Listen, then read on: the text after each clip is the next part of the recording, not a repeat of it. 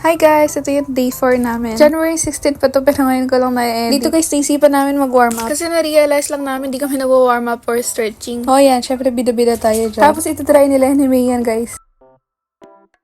Sorry na Lenny May, sinali ko to. Kasi yan guys, may nahanap na daw si Vanessa cute na gagayahin namin. Di kasi talaga namin alam ano ba yung tamang warm up. And ayan, yan yung first na nakita namin. Parang taas baba lang ng mismong pa yung gagawin. Ayan, nagkasabay-sabay din. O diba? Para lang kami nananahi. Yung pangtahi na inahapakan sa paa para umandar. Tapos ayan, next na. Ito naman parang talon-talon lang talaga siya. Tapos pinas forward ko na lang din kasi medyo mahaba to. O diba? Para kami mga bolang nagbabounce. Tapos next naman same lang pero tinataas lang yung paa magkabilaan. Para ka lang tumatakbo guys. Tapos nasatawa kami dito sa mga pinagagawa namin. Tapos alam ko second to the last na to. Isang ikot yung magkabilang paa dyan. Expert yarn. And lastly, jumping jacks. Ayan, medyo masaya pa kami dito. Fast forward ko na lang to guys kasi masyado kami nag-enjoy na pahaba siya. Para kaming mga bata dito guys. Finally, tapos na. Let's go! Ayan, nag-start muna kaming maglakad. And syempre, i-flex natin yung pagpapanggap. Syempre, hi Lenny May! And hi, Vanessa Cute. So far, naging medyo consistent ang mga person. Medyo? Busy kasi talaga kami, guys. Masyado kaming maraming ginagawa sa buhay. Naghahanap kami ng pera. Kaya pag may reason man kami hindi makapag-jogging, lahat valid yun. So kung wala kaming ginagawa talaga, sa palagay ko hindi kami mag-a-absent. And guys, medyo dumidilim na dito. Pero color orange na yung araw. Or yung sunlight. And madami pang mga bata naglalaro. Sana madala ko rin yung pamangkin ko minsan dito kasi mahilig maglaro yun. Tas ayan nga, gabi na guys. Next ikot na naman to. Syempre, POV, kahit gabi na. Ayan, medyo dumadami na rin yung mga takbo namin dito guys kasi masyado na kaming maraming nilakad. At na chismis.